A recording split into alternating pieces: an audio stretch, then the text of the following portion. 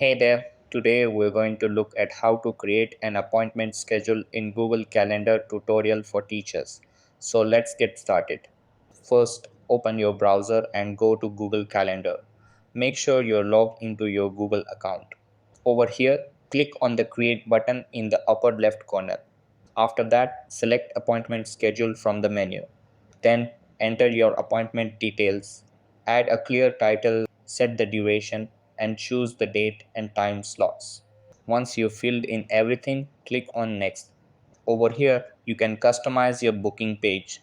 You can change your photo, set a physical meeting location, or choose a Google Meet link for virtual meetings. After that, click on Save. Then go to your calendar grid, click on the appointment schedule you created, and press the share button. Now, copy the link and share it through email, your learning platform, or wherever you communicate with students and colleagues. And that wraps it up. Appreciate you watching. See you in the next.